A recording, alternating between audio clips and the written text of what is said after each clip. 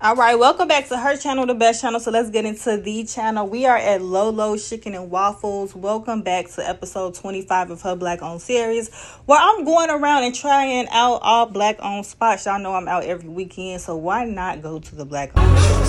Okay, now this is a very much honest review. I love the aesthetics. I love the inside and the outside. This is definitely a spot where you can come watch the games, you can watch boxing, etc. They have a full menu of good foods, good drinks, and I'm going to be very honest, it did take them a little second. It took us a little second to get to us, but when we mentioned it, they got right on it, so that wasn't a problem at all.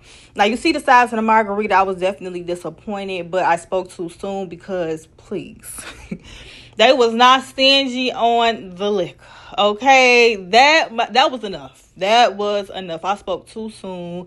And the the catfish was really good. Mac and cheese good. The greens is good. It's called, pot liquor.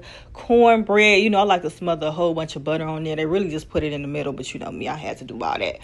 But the mac and cheese was on point. When I say me and my mom was doing no talking at that table.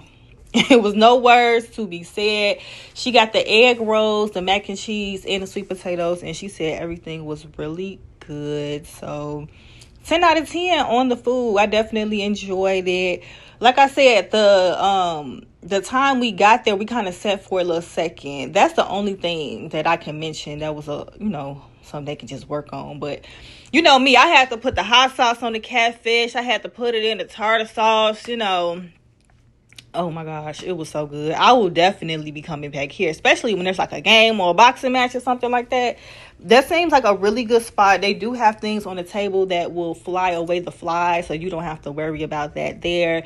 And it's still pretty cool because they got fans running. So, and they had a nice DJ there. It was definitely a lit situation. It was a Sunday, so it was a good Sunday fun day crowd. But 10 out of 10, I definitely recommend.